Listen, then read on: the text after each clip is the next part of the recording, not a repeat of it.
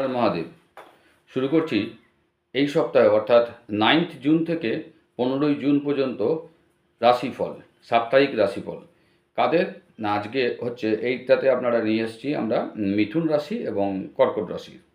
তো মিথুন রাশির জাতক জাতিকাদের এই যে সামনের সপ্তাহটা অর্থাৎ 9 তারিখ থেকে 15 তারিখ পর্যন্ত কেমন যেতে চলেছে। দেখুন এখন চন্দ্র রাশি থেকে আপনার এটা চন্দ্র রাশির ওপর মানে ডিপেন্ড করে রাশিফল বলা হচ্ছে, সেই কারণেই বলে দিচ্ছি। তো যাই হোক, চন্দ্র রাশি থেকে এখন 10th হাউস অর্থাৎ দশম ঘরে আপনার শনি অবস্থান করছে, যার জন্য আপনার দেখবেন যে সমস্ত কাজকর্ম সেগুলো সাকসেসের কাছাকাছি চলে আসবে।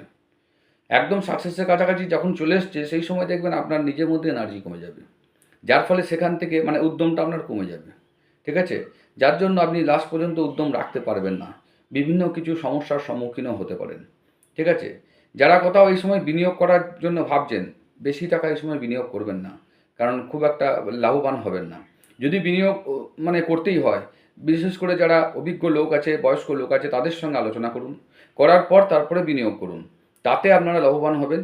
তাছাড়া ঝুঁকিপূর্ণ বিনিয়োগ এ সময় করবেন না। এই সপ্তাহটা কিন্তু আপনাদের বিনিয়োগের ক্ষেত্রে খুব একটা ভালো নয়।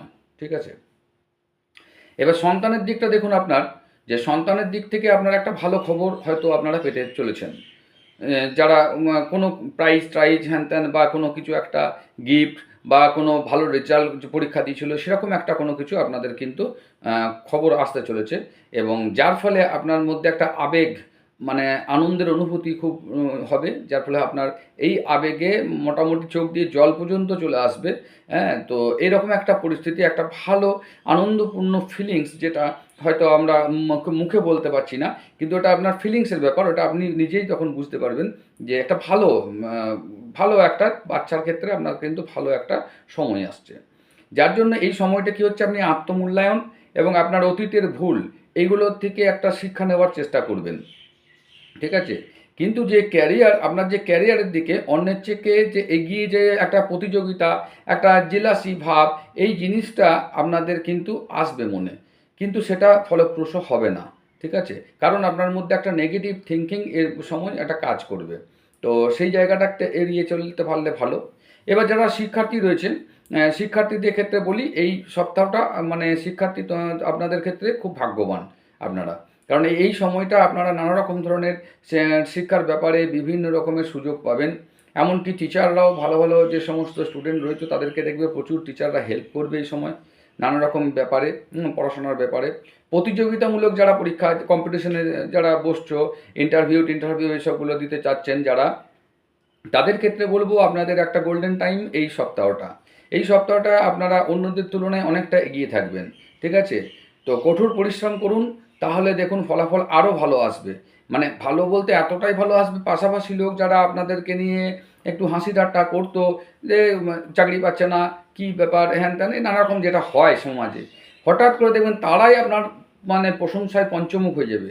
মানে এত প্রশংসা করবে আপনারা নিতে পারবেন না, যে আরে এই ছেলেটাকে তো আমরা জানি খুবই ভালো ছেলে ছিল, হ্যাঁ আজকে হচ্ছিল না সেটা আলাদা কারণ, এরকম নানা রকম ধরনের, এর মতন ছেলে হয় না, এর মতন মেয়ে হয় না, এরকম ধরনের দেখবেন একটা উক্তি আপনাদের শুনতে হবে, এবং ভালো প্রশংসা, প্রচুর প্রশংসা হবে। তো যাই হোক, তা সত্ত্বেও বলবো এই সপ্তাহটা আরও ভালো রেজাল্ট আপনাদেরকে পেতে হলে, বিশেষ করে শিক্ষার্থীদের বলছি, ভালো রেজাল্ট আপনারা বুধের মন্ত্র একটা জপ করুন। ওং ওং বুধায় নমঃ মন্ত্রটি যেটা আছে, এই মন্ত্রটিকে আপনারা 41 বার প্রত্যেকদিন জপ করুন, দেখুন আপনারা আরও ভালো রেজাল্ট করতে চলেছেন। এবার আসছি আমরা কর্কট রাশিতে।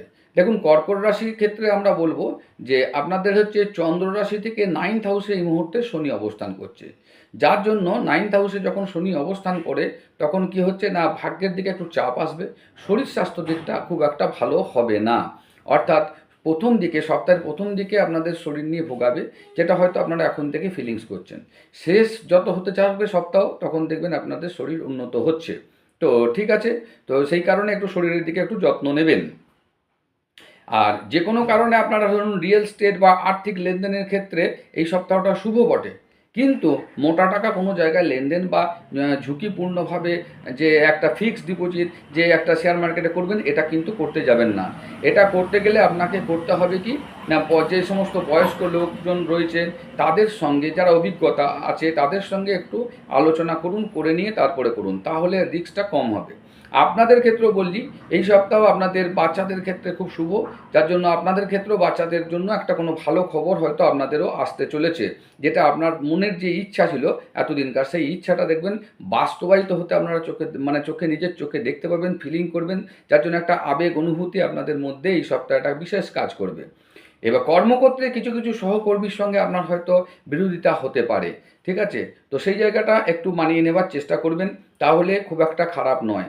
যারা উচ্চশিক্ষার জন্য বিদেশ যাওয়ার চিন্তাভাবনা করছিলেন, শিক্ষার্থীদের কথা বলছি, তাদের ক্ষেত্রে মনের ইচ্ছা পূরণ হতে চলেছে এই সময়ে। এই সময়টা আপনাদের যারা বিদেশে যাওয়ার জন্য ভাবছেন তাদের ক্ষেত্রে খুব ভালো।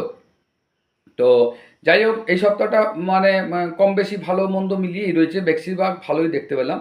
তো এবার আপনারা করবেন কি, যেহেতু চন্দ্রের ওপর একটা ডিস্টার্ব হচ্ছে, মন মানসিকতা একটা চাপ থাকবে, সেই কারণে আপনারা প্রতিদিন 11 বার করে চন্দ্রের মন্ত্র ওম সোম সোমায় নম মন্ত্রটিকে আপনারা প্রতিদিন কিছু না 11 বার করে জপ করুন। শিবের মাথায় কন্টিনিউ প্রত্যেক দিন করে জল ঢালুন। তাতে দেখবেন যে মানসিক যে চাপ বা উদ্বেগ একটা থাকছে, সেটা কিন্তু অনেকাংশে লাঘব হবে। ধন্যবাদ।